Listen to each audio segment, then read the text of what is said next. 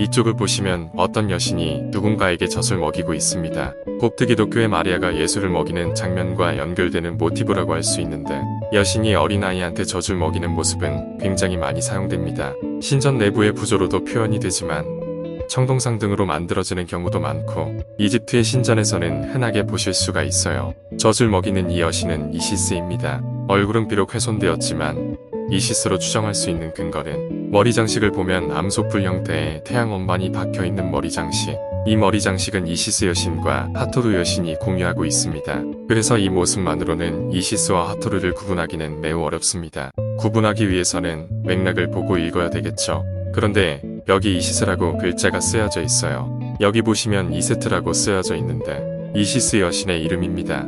기억하기 좋게 의자 모양 글자로 생각하시면 돼요. 우측편을 보시면 여기는 조금씩 다르긴 한데 암소뿔에 태양 원반이 박혀있는 머리 장식을 같이 쓰고 있어요. 이 여신은 하토르입니다. 그 이유는 일단 여기 하토르와 호루스가 같이 그려져 있고요. 이 둘은 부부거든요. 그래서 호루스가 그려져 있으면 하토르일 가능성이 있습니다. 또 한 가지 더 있는데 여기 하토르의 이름이 있습니다. 이 정사각형 틀 안에 한쪽 끝에 머리 표시가 있고 가운데 매 형상이 있는 이 글자가 이집트 발음으로는 후트오르라고 하는 그런 이름이고, 그게 하토르 여신의 이름입니다.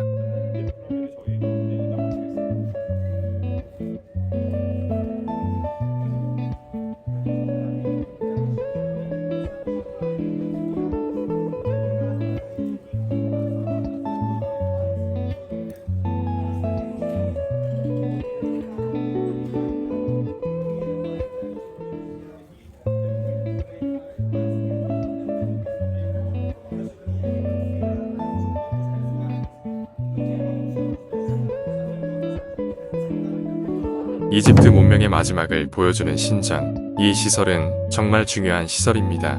이집트 문명의 종말을 시각적으로 볼 수 있는 시설입니다. 이 건물 자체는 2세기 초반에 만들어지는데 로마 황제 하드리아누스에 의해서 만들어집니다. 이 건물이 만들어진 시기에 파라오는 로마 황제였는데 중요한 것은 여기 있는 이 낙서입니다. 여기 쓰여져 있는 신성 문자가 이집트 역사에서 마지막으로 쓰여진 문자입니다. 문자가 쓰여진 시점은 394년입니다. 391년에 로마에서 칙령을 내립니다. 이집트 내에서 기독교 이외의 모든 종교를 금지합니다. 그래서 기존의 이집트 신전들이 모두 폐쇄가 됩니다. 신전이 폐쇄되면서 이집트의 역사와 문화, 문자를 알고 있는 사람들이 활동할 공간이 사라집니다. 이집트 문화가 재생산될 수 있는 원동력이 완전히 사라지는 거죠. 이후로 이집트 고대 문명은 점차 사라집니다. 그 과정 중에 나타난 마지막 문자라고 생각하시면 되는 이 유적은 에스타콤의 낙서라고 부르는데, 에스타콤은 그 당시에 이 신전에 있었던 신관의 이름이었던 것으로 추정됩니다. 이 글의 내용은 누비아 지역에서 모셔지던 만둘리스라는 신에게 바치는 찬가입니다.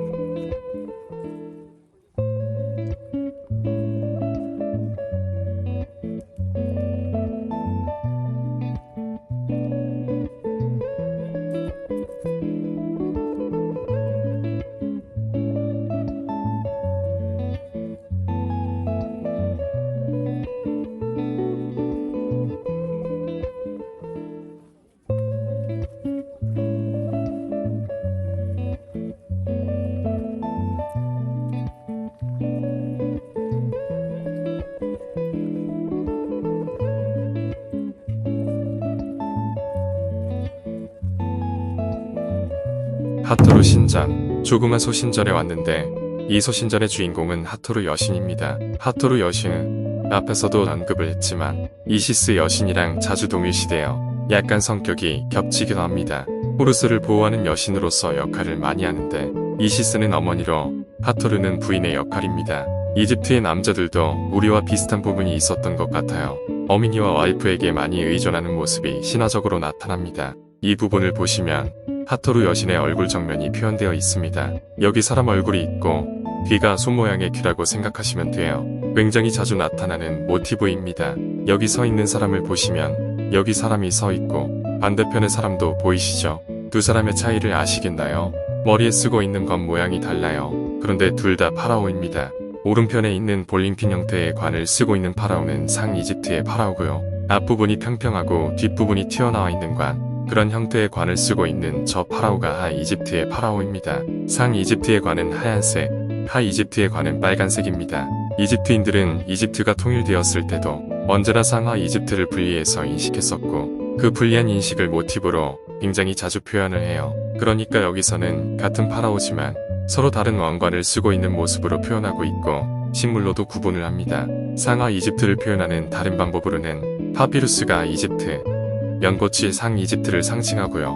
그리고 대머리 수리와 코브라도 있어요. 대머리 수리는 네트베트라고 하는 여신인데 이집트에서는 넥테브라고 하는 도시의 수호 여신인데 상 이집트에 있어요. 나중에는 상 이집트 전체를 관장하는 여신으로 숭배가 되었고 코브라는 와제트라고 하는 여신이고 토라는 도시의 수호 여신이었어요. 역시 마찬가지로 하 이집트 전체의 수호 여신으로 여겨지게 됩니다. 현재 전 세계에서 유행하는 다양한 프로스포츠 리그 등에서 지역을 상징하는 동물을 마스코트화하는 것의 옛 모습일까요?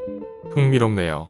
파라오는 이름이 5개가 있는데 출생명, 즉위명, 호루스 이름, 그 여신 이름 네부티 이름, 황금 호루스 이름 이렇게 이름이 있는데 이 중 두 여신의 이름은 상 이집트의 여신 네크베트와 하 이집트의 여신 와제트와 연관이 있기 때문입니다. 그리고 여기 보시면 상단부에 이렇게 날개가 달려있고 가운데 태양이 있고 코브라가 표현되어 있는 모티브가 있는데 이름은 날개 달린 태양입니다. 굉장히 자주 표현되는 모티브이고 태양을 상징한다고 보시면 돼요. 이 모티브는 이집트에서 처음 시작되었는데 정말 많은 곳에서 차용해서 사용하고 오늘날에도 그 모티브들이 되게 많이 사용이 돼요. 세계 각국의 공군들의 엠블럼, 그리고 자동차 생각해보시면 제네시스, 벤틀리, 로버미니 다 같은 모티브입니다.